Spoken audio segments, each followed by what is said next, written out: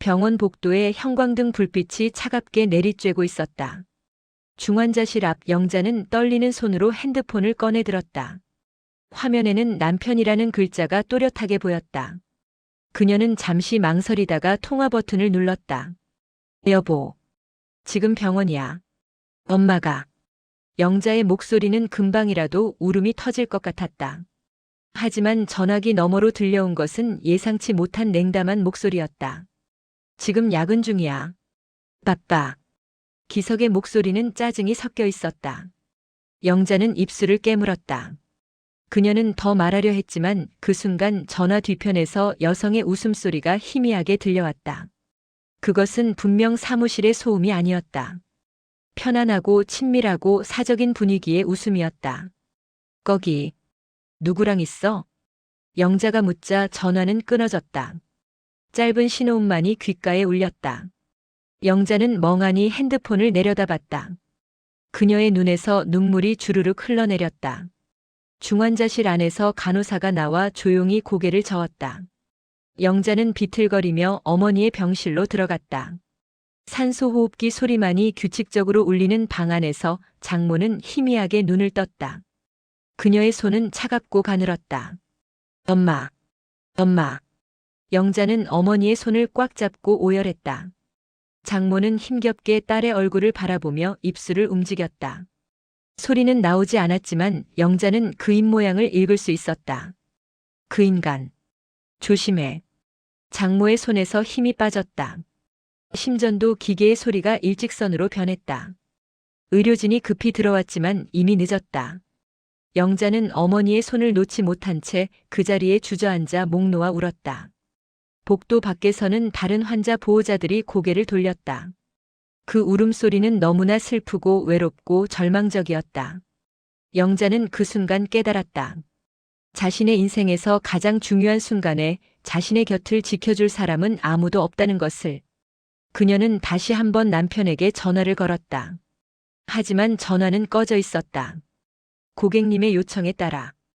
기계음만이 차갑게 울렸다. 영자는 핸드폰을 손에 쥔 채 어머니의 시신 옆에서 밤을 지새웠다. 새벽이 되어서야 병원 영안실로 어머니를 모셨다. 장례식장 예약을 하고 부고를 돌리고 모든 준비를 혼자 했다. 남편은 여전히 연락이 닿지 않았다. 영자는 지쳐서 장례식장 의자에 앉아 천장을 올려다봤다. 그녀의 마음속에는 분노와 슬픔이 뒤섞여 있었다. 야근이라고 했지. 그런데 그 웃음소리는 뭐였을까? 영자는 이미 알고 있었다. 하지만 인정하고 싶지 않았다. 어머니의 임종 순간에도 자신을 배신한 남편의 얼굴을 떠올리며 그녀는 주먹을 꽉 쥐었다. 장례식장은 조문객들로 북적였다. 영자는 검은 상복을 입고 영정 사진 앞에 앉아 있었다.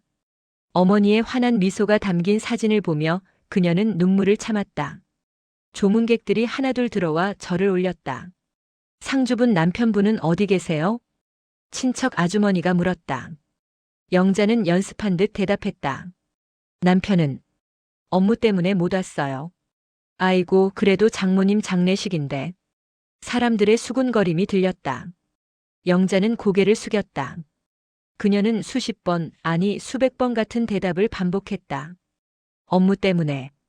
그 말을 할 때마다 그녀의 가슴은 찢어지는 것 같았다. 조문객들은 하나같이 같은 반응을 보였다. 의아함, 불편함, 동정. 영자는 그 시선들이 너무나 고통스러웠다. 특히 어머니의 오랜 친구들이 그래도 그렇지 장인어른 장례식에 안 오다니. 라고 속삭이는 소리가 들릴 때마다 그녀는 자리에서 일어나 도망치고 싶었다. 점심시간이 되었다. 영자는 잠시 휴식을 위해 화장실로 향했다. 거울 앞에 선 그녀의 얼굴은 창백하고 수척했다. 그녀는 핸드폰을 꺼내 남편에게 다시 한번 문자를 보냈다. 제발. 와줘. 사람들이 너무 이상하게 봐. 하지만 답장은 오지 않았다. 대신 그녀가 무심코 SNS를 열었을 때 믿을 수 없는 광경이 펼쳐졌다. 남편 기석의 계정에 올라온 사진. 푸른 바다, 하얀 모래사장, 그리고 그의 옆에 서 있는 젊은 여자. 둘은 환하게 웃고 있었다. 해시태그 힐링여행, 해시태그 행복한 하루, 해시태그 바다. 해시태그가 영자의 눈을 찔렀다. 그녀는 핸드폰을 떨어뜨릴 뻔했다. 손이 부들부들 떨렸다. 화장실 거울 속에 자신의 얼굴이 일그러지는 것이 보였다. 지금 이 순간에 영자는 비명을 지르고 싶었다. 하지만 그녀는 입을 꽉 다물고 차가운 물로 얼굴을 씻었다. 진정해야 했다. 아직 장례식은 끝나지 않았다. 그녀는 다시 빈소로 돌아가 자리에 앉았다. 오후가 되자 더 많은 사람들이 찾아왔다. 영자의 대학 동기들, 직장 동료들, 어머니의 친구들. 모두가 같은 질문을 했다. 남편분은요? 그리고 영자는 같은 대답을 반복했다. 업무 때문에. 밤이 되었다. 조문객들이 모두 돌아가고 장례식장은 조용해졌다. 영자는 혼자 어머니의 영정 앞에 앉아 있었다. 그녀는 어머니의 사진을 바라보며 중얼거렸다. 엄마, 나 어떡하지? 나 이제 어떻게 살아야 해? 영정 사진 속 어머니는 여전히 환하게 웃고 있었다. 하지만 그 미소가 이제는 슬퍼 보였다. 영자는 어머니의 사진을 꼭 껴안고 소리 없이 울었다. 그녀의 울음소리는 텅 빈 장례식장에 메아리 쳤다. 새벽까지 남편은 나타나지 않았다. 영자는 알았다. 그는 오지 않을 것이라는 것을. 그리고 그녀는 결심했다. 더 이상 그를 기다리지 않기로. 장례식이 끝난 지 일주일 후 변호사 사무실에서 유언장 공개가 있었다. 영자는 검은 정장을 입고 사무실에 도착했다. 놀랍게도 그곳에는 남편 기석이 먼저 와 있었다. 왔어? 기석은 마치 아무 일도 없었다는 듯 영자에게 말을 걸었다. 영자는 그를 쳐다보지도 않고 자리에 앉았다. 변호사가 들어와 유언장을 펼쳤다. 고인께서 남기신 유언장을 공개하겠습니다. 변호사의 목소리가 울렸다. 영자는 긴장한 채 앉아 있었다. 그녀는 어머니가 자신에게 무언가를 남겼을 거라 생각하지 않았다. 어머니는 평범한 가정주부였고 큰 재산이 있을 리 없다고 생각했다. 고인 박순희 여사의 전 재산은. 변호사가 잠시 멈췄다. 그리고 천천히 말을 이었다. 사위 이기석 씨에게 상속됩니다. 침묵이 흘렀다. 영자는 귀를 의심했다. 기석은 눈이 휘둥그레졌다가 곧 입가에 미소를 띄었다. 어머니께서. 저한테요? 기석의 목소리에는 놀라움과 기쁨이 섞여 있었다. 변호사는 고개를 끄덕였다. 네, 부동산 세 채와 예금 약 5억, 주식 자산 등 총 약 15억 원 상당의 재산이 모두 사위분께 상속됩니다.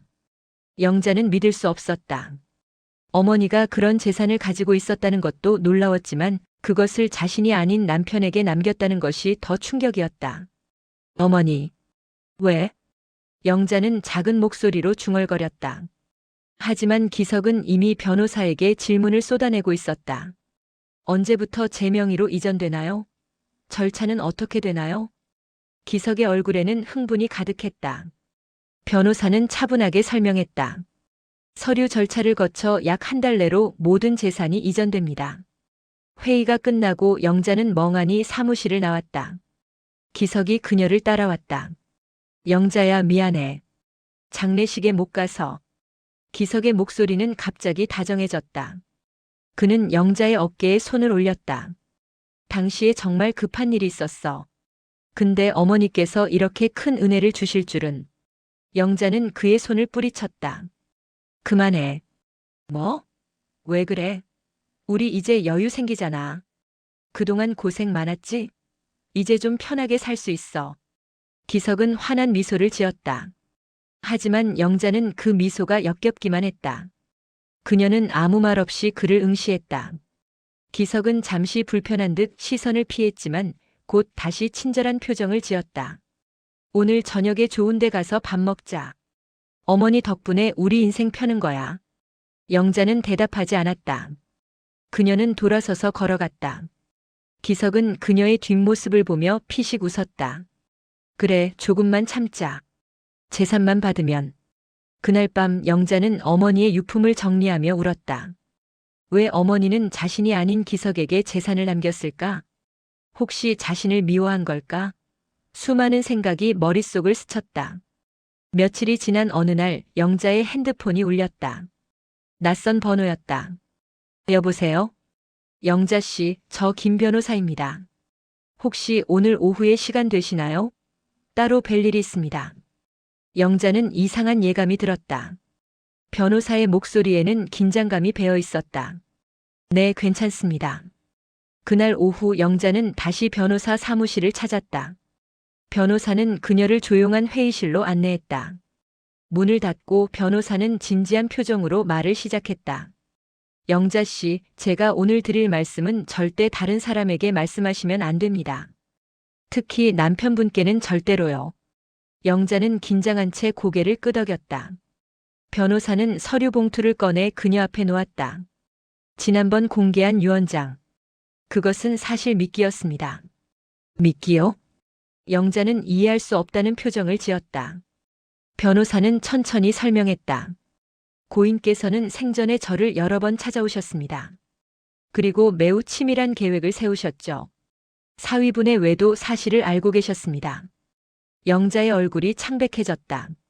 어머니가 알고 계셨어요? 네. 6개월 전부터 사설 탐정을 고용해 증거를 모으셨습니다. 그리고 저에게 이렇게 말씀하셨습니다. 저 인간이 탐낼 만한 미끼를 던져라. 그리고 그가 본색을 드러낼 때 내 딸에게 진짜를 주겠다고요. 변호사는 봉투를 열었다. 안에는 또 다른 유언장과 통장 사본이 들어있었다. 사위분에게 넘어간 15억은 실제로는 빚이 많이 낀 부동산과 거의 비어있는 계좌입니다. 명목상으로만 15억이지 실제 가치는 5억도 안 됩니다. 영자는 입을 다물지 못했다. 그럼 진짜 재산은? 변호사는 미소를 지었다. 고인께서는 지난 30년간 남모르게 부동산 투자와 주식 투자를 하셨습니다. 그리고 비밀 계좌에 모아두셨죠. 총액 약 50억 원. 그 계좌의 진짜 수혜자는 영자 씨, 당신입니다. 영자는 숨이 멎는 것 같았다. 변호사는 계속 설명했다. 이 재산은 남편분이 절대 알 수 없도록 설계되어 있습니다. 법적으로도 완벽하게 보호됩니다. 고인께서는 당신이 새로운 삶을 시작할 수 있도록 이 모든 준비를 하셨습니다. 영자의 눈에서 눈물이 흘러내렸다. 어머니. 변호사는 마지막 서류를 꺼냈다. 그리고 이것은 남편분의 외도 증거 자료입니다. 호텔 출입 기록, 사진, 통화 내역. 이혼 소송에서 절대적으로 유리한 증거들입니다. 영자는 서류를 받아들었다. 그녀의 손이 떨렸다. 어머니는 죽기 전까지 자신을 보호하기 위해 이 모든 것을 준비했던 것이다. 고인께서 마지막으로 남기신 말씀이 있습니다. 변호사는 녹음기를 꺼냈다. 버튼을 누르자 어머니의 목소리가 흘러나왔다. 영자야. 엄마가 미안해. 내가 그 사람한테 당하는 걸 보면서도 바로 말 못해서. 하지만 엄마는 내가 스스로 깨닫고 스스로 일어서길 바랐어. 이 돈은 내가 새로운 인생을 시작하는 데 쓰렴. 그리고 기억해. 넌 혼자가 아니야. 엄마가 항상 내 곁에 있어. 영자는 소리내어 울었다. 변호사는 조용히 자리를 떠나 그녀에게 시간을 주었다. 기석은 상속 사실을 알게 된 후 완전히 변했다. 그는 민지와의 만남을 더욱 노골적으로 가졌다. 한 고급 레스토랑에서 기석과 민지는 와인을 마시며 미래를 그렸다. 오빠, 이제 정리할 때 됐죠?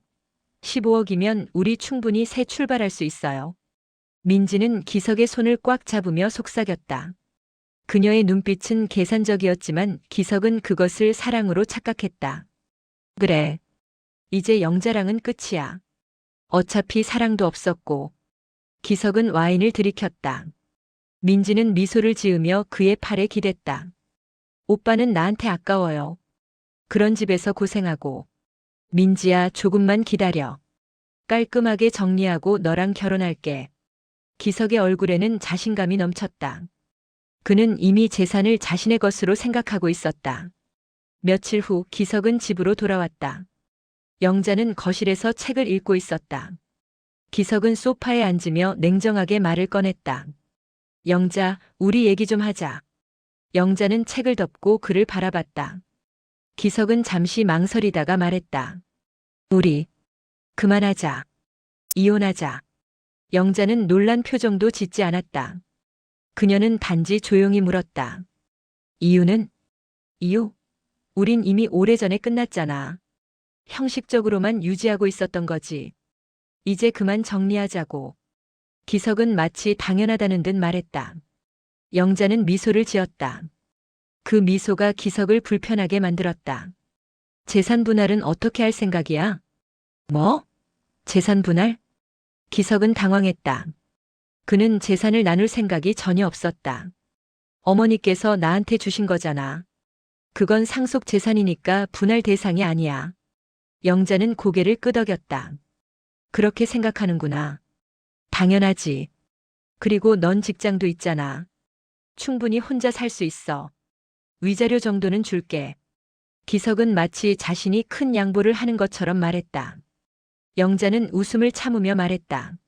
알았어. 그럼 변호사 통해서 진행하자.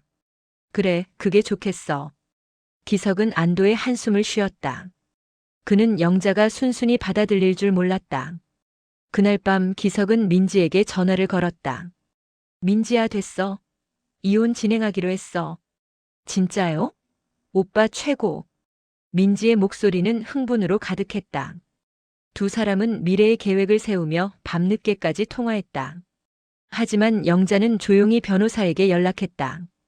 김 변호사님, 남편이 이혼을 요구했습니다. 이제 시작할 때가 된 것 같아요. 알겠습니다. 준비된 자료들을 모두 제출하겠습니다. 그리고 영자 씨, 걱정하지 마세요. 모든 것이 계획대로 진행될 겁니다. 영자는 전화를 끊고 창밖을 바라봤다. 달이 밝게 빛나고 있었다. 한 달 후 정식 재산 이전 발표식이 있었다. 변호사 사무실 대회의실에는 양가 친척들이 모두 모여 있었다. 기석은 새 양복을 차려입고 의기양양하게 앉아 있었다. 민지도 멀찍이 떨어진 곳에서 지켜보고 있었다. 영자는 조용히 구석에 앉아 있었다.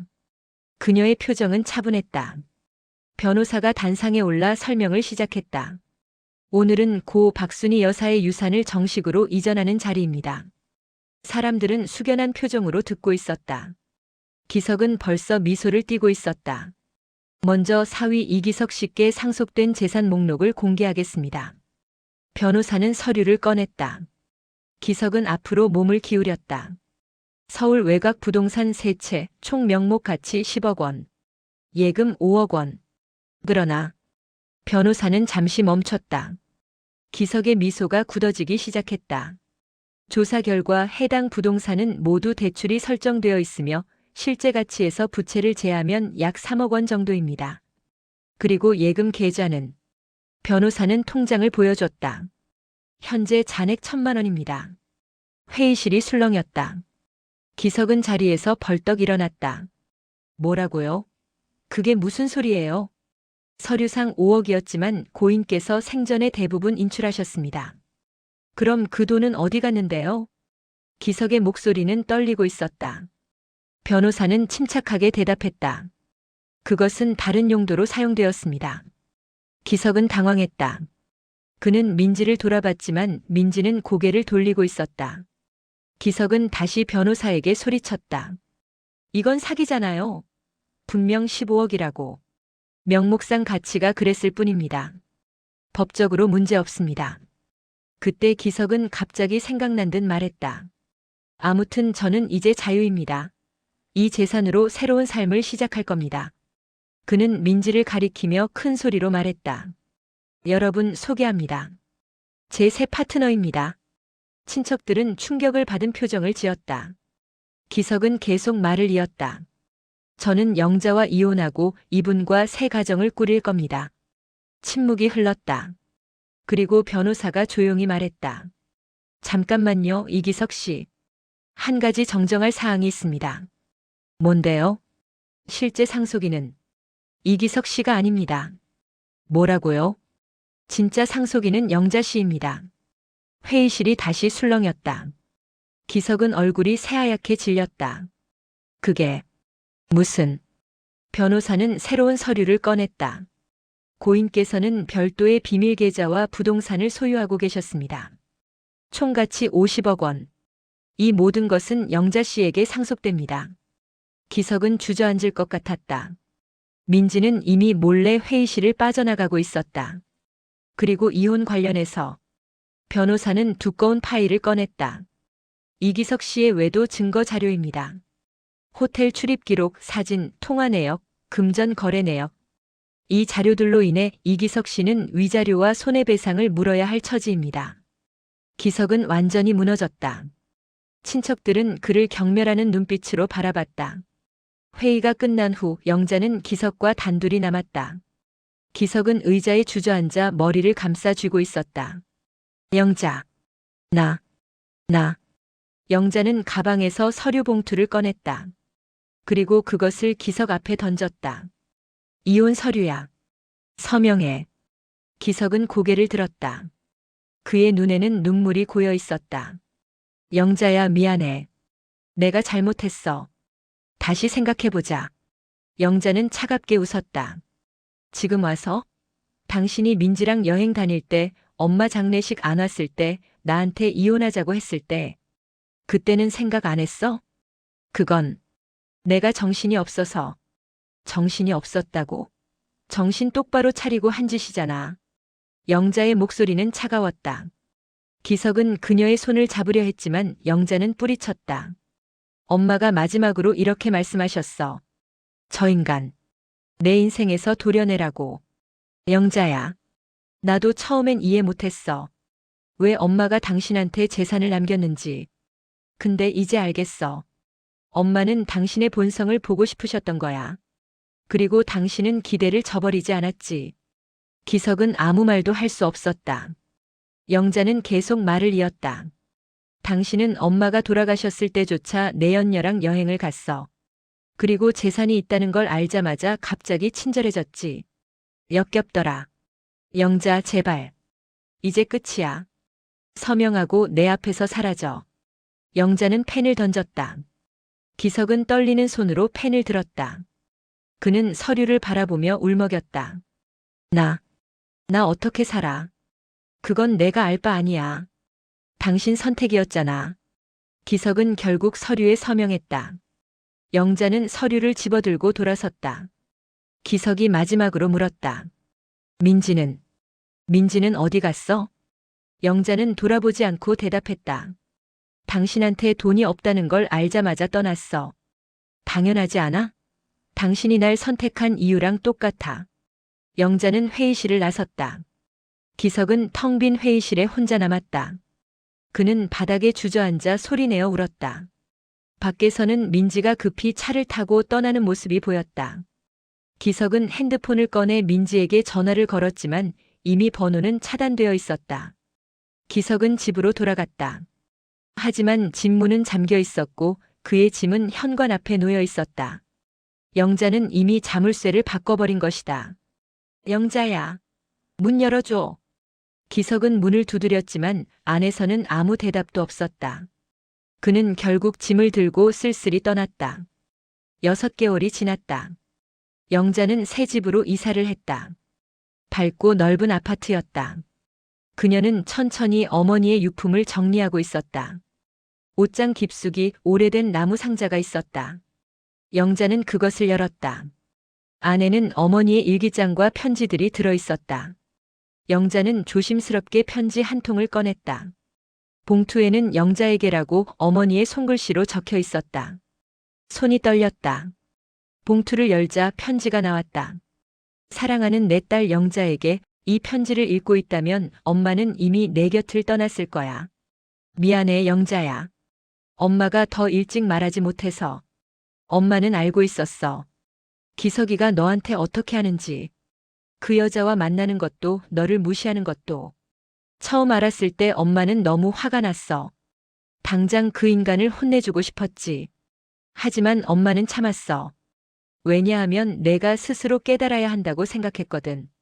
엄마가 말하면 너는 아마 그를 감싸고 변명해주고 그리고 더 힘들어했을 거야. 그래서 엄마는 계획을 세웠어. 그 인간이 돈을 밝히는 인간이라는 걸 알았으니까. 미끼를 던지면 분명 본색을 드러낼 거라고 생각했어. 그리고 엄마의 예상은 맞았지. 영자야, 엄마가 내게 남긴 돈은 그냥 돈이 아니야. 그건 엄마가 평생 동안 절약하고 투자하고 모은 사랑이야. 너 혼자 힘들게 살았잖아. 이제는 내가 원하는 대로 살아. 하고 싶었던 일하고 가고 싶었던 곳 가고 만나고 싶었던 사람 만나. 그리고 기억해. 너는 혼자가 아니야. 엄마가 항상 내 곁에서 지켜보고 있어. 내가 웃으면 엄마도 웃고 내가 울면 엄마도 울어. 마지막으로 한 가지만 더 말할게. 용서해, 영자야. 하지만 잊지는 마. 용서는 너를 위한 거고 기억은 너를 지키기 위한 거야. 사랑해, 내 딸. 엄마는 항상 너를 자랑스러워해. 엄마가. 영자는 편지를 읽으며 눈물을 흘렸다. 그녀는 편지를 가슴에 꼭 안았다. 엄마. 고마워요. 사랑해요. 그날 밤 영자는 어머니의 사진 앞에 편지를 놓고 절을 올렸다.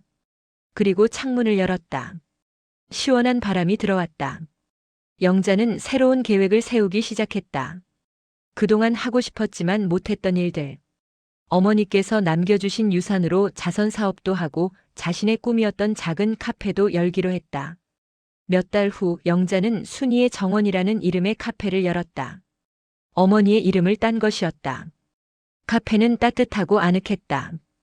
영자는 매일 아침 어머니의 사진에 커피를 한 잔 올렸다. 어느 날 한 손님이 카페에 들어왔다. 중년의 남자였는데 영자는 그를 알아봤다. 기석이었다. 기석은 많이 초췌해져 있었다. 그는 조심스럽게 영자에게 다가왔다. 영자야. 영자는 웃으며 말했다. 어서 오세요. 뭘 드릴까요? 나 그냥 미안하다고 말하고 싶어서. 영자는 고개를 끄덕였다. 아메리카노 한 잔 드릴게요. 서비스예요. 영자는 커피를 내렸다. 기석은 커피를 받아들고 눈물을 흘렸다. 영자야, 정말 미안해. 괜찮아요. 이제 다 지난 일이에요. 영자의 목소리는 평온했다. 기석은 커피를 마시고 조용히 나갔다. 영자는 그의 뒷모습을 바라보다가 다시 다른 손님들에게 미소를 지어 보였다. 그날 저녁 영자는 어머니의 사진 앞에 앉았다. 엄마, 저 오늘 기석이를 봤어요. 용서했어요. 엄마 말씀대로 저를 위해서요. 하지만 잊지는 않을게요. 그게 저를 지키는 길이니까. 영자는 미소를 지었다. 사진 속 어머니도 환하게 웃고 있었다. 창밖으로 달이 밝게 빛나고 있었다. 영자는 새로운 하루를 기대하며 눈을 감았다. 어머니의 사랑이 그녀를 따뜻하게 감싸고 있었다.